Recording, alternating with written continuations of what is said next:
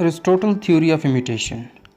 अरस्तु की बोतीका यानी पोएटिक्स में उसने दो कम्प्लेक्स चीज़ों को डिस्कस किया है। पहला है इमिटेशन और दूसरा है एक्शन यानी अमल। और इमिटेशन का मतलब नकल करना। प्लाटो की तरह अरस्तु का भी यही यकीन था कि पोइट्री एक इमिटेशन है। प्लाटो का भी यही कहना था। लेकिन प्लाटो का मानना था कि इमिटेशन के ज़रिए जो शायरी पैदा होती है वो सोसाइटी के लिए अच्छी नहीं है, जबकि अरस्तु का ख्याल था, सोचना था कि इमिटेशन के ज़रिए की गई शायरी अच्छी और सोसाइटी के लिए फ्रूटफुल होती है। अरस्तु प्लाटो की थ्योरी ऑफ इमिटेशन को क्रिटिसाइज़ करता है। आइए चलते हैं, सबसे पहले प्लाटो के व्यूज़ ऑफ पोइट्री के मुतलिक जान लेते हैं, फिर अरस्तु के मुतलिक बात करते हैं। प्लाटो थ्योरी ऑफ इमिटेशन क्या है? प्लाटो कहता है कि पोइट उस पेंटर की तरह है जो तस्वीर बनाता है। वो तस्वीर जो उसके दिमाग में पहले से मौजूद होती है। फिर एक कारपेंटर की मिसाल देता है जो बेड बनाता है और कहता है कि बेड जो कारपेंटर बनाता है ये आइडिया पहले से कहीं किसी दुनिया में मौजूद था। ये आइडिया इसका अपना नहीं है, ना ही उस पेंटर का आइडिया अपना था और ना ही इस कारपेंटर का आइडिया अपना है। ये आइडिया इसका अपना हो ही नहीं सकता, ये प्लाटो का कहना है।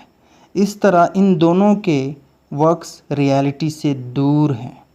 ये आइडियाज़, ये लोग आइडियल वर्ल्ड यानी किसी दूसरी दुनिया से लेकर चीज़ों को बना रहे हैं। और कहता है कि ये पोइट्स भी इन्हीं की तरह हैं। इनके अपने आइडियाज़ नहीं होते, बल्कि ये भी आइडियल वर्ल्ड से ये आइडियाज़ लेते हैं, किसी दूसरी दुनिया से ये आइडियाज़ लेते हैं। और यही वजह होती है कि इनमें रियलिटी नहीं होती, ओरिजिनलिटी नहीं होती। अब यहाँ तक आपको क्लियर हो गया होगा। अब बात करते हैं अरिस्टोटल के व्यूज़ ऑन इमिटेशन की। प्लाटो को तो हमने देख लिया, अब हम अरिस्टोटल के व्यूज़ ऑन इमिटेशन को देखते हैं। ये बात तो हमें माननी पड़ेगी कि लफ्ज़ इमिटेशन तो अरिस्टोटल ने प्लाटो से ये लफ्ज़ लेता है इमिटेशन का, मगर अरिस्टोटल ने इमिटेशन को पॉजिटिवली दिखाया है और प्लाटो ने इसको नेगेटिवली दिखाया है। अरस्तु कहता है कि इमिटेशन हमें ट्रुथ, सच्चाई और नॉलेज की तरफ लेकर जाती है। फिर से सुनिएगा, अरस्तु क्या कहता है कि इमिटेशन, नकल जो है ना, हमें ट्रुथ और नॉलेज की तरफ लेकर जाती है। इमिटेशन की क्वालिटी इंसान में शुरू से होती है। ये तो इंसान के लिए एक ख़ास गिफ्ट है इमिटेशन।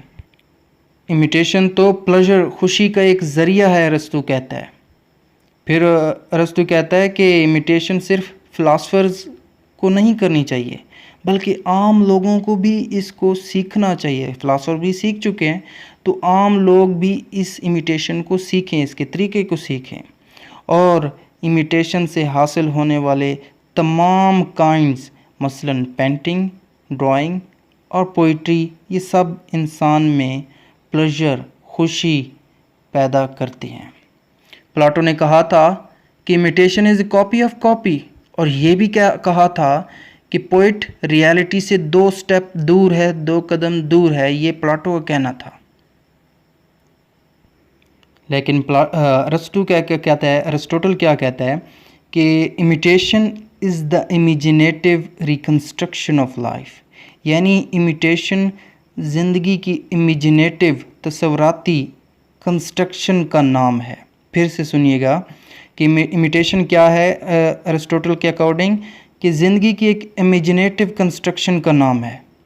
आप कुछ सोच रहे हो, आपके माइंड में ख्याल आ रहा है, वो यकीनन आपकी लाइफ की इमेजिनेटिव कंस्ट्रक्शन है। पोइट एक चीज़ को देखता है और जहन में तस्वीर बनाकर इमिटेट करता है। इसको हम पोइटिक इमिटेशन कहते हैं।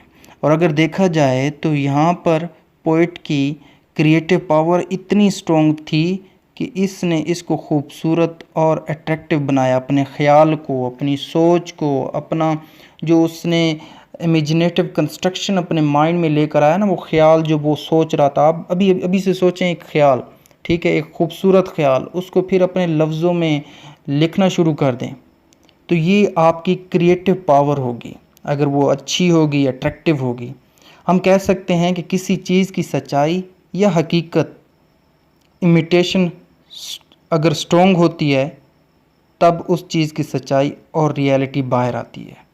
अगर आपकी इमिटेशन स्ट्रॉन्ग नहीं है तो सच्चाई और रियलिटी बाहर नहीं आ सकती। अब बात करते हैं कि अरिस्टोटल के मुताबिक मीडियम ऑफ पोइटिक इमिटेशन क्या था। अरिस्टोटल ने अपनी पोइटिक में वो लिखता है कि इमिटेशन के 3 तरीके हैं। अब इसको समझिएगा, इमिटेशन करने के 3 तरीके हैं। पहला बताता है, पहले मैं इंग्लिश में बता देता हूँ ताकि आप कंफ्यूज ना हो। पहले में बताता है इन द मीन्स यूज्ड, यानी ज़राए के इस्तेमाल से, रिसोर्सेज के इस्तेमाल से इमिटेशन करने का तरीका। फिर the kinds of objects represented, इसकी उर्दू बनेगी मुख्तलिफ़ चीज़ों जो नकल करने में, जो इमिटेशन करने में इस्तेमाल होती है। अब इमिटेशन तो ऐसे तो नहीं आप इस्तेमाल कर सकते ना, उनके लिए कुछ चीज़ें भी ज़रूरी हैं, कुछ रिसोर्सेज भी ज़रूरी हैं जो आप इमिटेट करने में आपकी हेल्प कर सकें। थर्ड कहता है in the manner of representation, imitation करने का तरीका। अब इमिटेट तो आप कर रहे हो, लेकिन अगर प्रॉपर इमिटेट नहीं कर रहे तो आपका जो इन्फ्लुएंस होगा वो तो ख़त्म हो जाएगा ना। तो यहाँ पे वो 3 तरीके बता रहा है, in the means use to, the kinds of objects represented, in the manner of representation. अब हम इसको एक एक करके मुख्तसर इसके मतलब जानेंगे।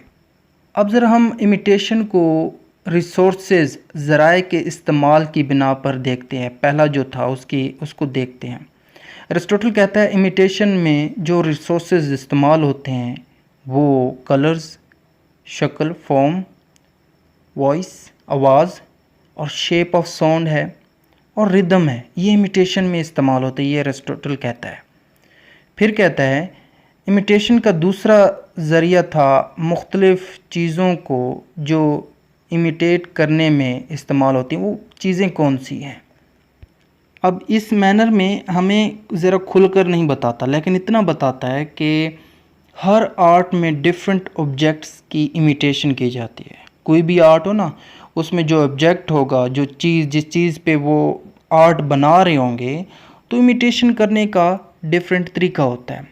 लेकिन हर आर्ट में जो कॉमन है ना, जो हर काइंड्स ऑफ लिटरेचर में जो कॉमन है, वो मैन है, इंसान है, जो हर जगह पाया जाता है। आप जो भी लिटरेचर की बुक खोलें तो आपको इंसान नज़र आएगा, वो चाहे पास्ट का हो या प्रेजेंट का, लेकिन इमिटेशन के इस सेकंड में वो इमिटेट करते हुए आपको नज़र आएगा।